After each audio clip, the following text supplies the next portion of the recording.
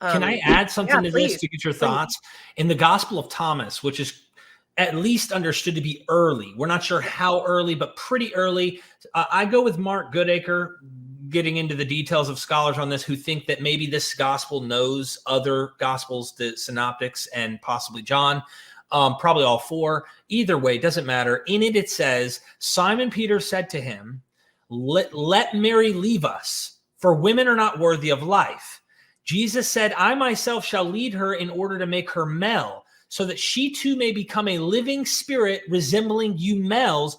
Now, I'm not a fan of the idea, but nonetheless, it's for every woman who will make herself male will enter the kingdom of heaven. Is that Egyptian? That's Egyptian. And I quote that in an article I wrote about rebirth, a masculine rebirth. And it seems on its surface to be extraordinarily misogynistic. And I mean, you could go there. It's a male's world. Yeah. But it doesn't, in Egypt, if a woman couldn't get pregnant, it was blamed on the man. And she was called dry because she lacked in semen in her body.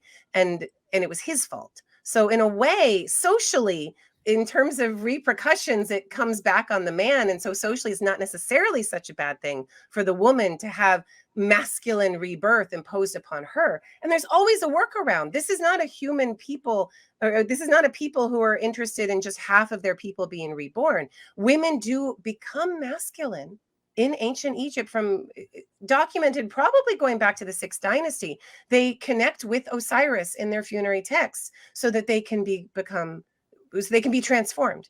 Wow. And every funerary text has Osiris and then the title and then the name. There's also I cite another discussion in I can't remember which Buddhist text it is, but there's the Lotus Sutra, I believe, and you can Google this to check me, but I believe in the Lotus Sutra it says that those who want to become enlightened, you must become male first to become enlightened. And that doesn't mean there's not a workaround for it. And remember, we live in a patriarchal society. Agriculture is patriarchalism. That's how it works. Patriarchy is there leading and hoarding the resources, hoarding the labor, hoarding the land, and commodifying the female, commodifying the child. And these agricultural religions of Osiris and Jesus are part of that patriarchal scheme.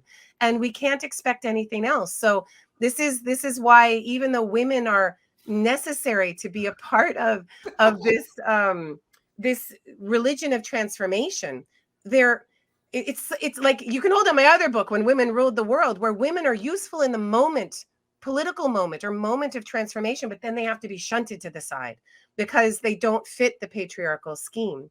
And it's just, another patriarchal wound that we inflict on our population, because lest I need to say it again, being anti-patriarchal is not being anti-man. Men suffer from patriarchalism as well. Growing up in the Catholic Church and, anyone connected to the Boy Scouts, I'm sorry, men suffer from patriarchal systems as well. Your book spells it out, like almost like here's the instructions in history about the good kings. And if they haven't read this, don't make any judgments till you've read it, till you understand how old the political power and the struggle has been, and how we're not that different today in what we're dealing with, but we're trying. You can tell there's a shift trying to take place, and I hope it continues. Dr. Cooney, I have one more question to vindicate my friend here, Derek. He's my brother, okay? He has made the claim, and correct me if I'm wrong, the how is it? The Duat or the netherworld, that it is something, it appears to me to be quite comparable to the Christian notion of heaven. This is not a dark, shadowy place like the Hebrew Sheol or the Greek Hades, if you want to expound on that. Yeah, I love talking about the Duat. The Duat is everything that is inside of the sky in the Egyptian understanding. It is where the sun enters when he sets in the west at the 12th hour of the day. And the Duat has 12 hours of its own. And in the deepest, darkest part of the Duat, in the 6th hour, the sun is reborn and is able to give off light again.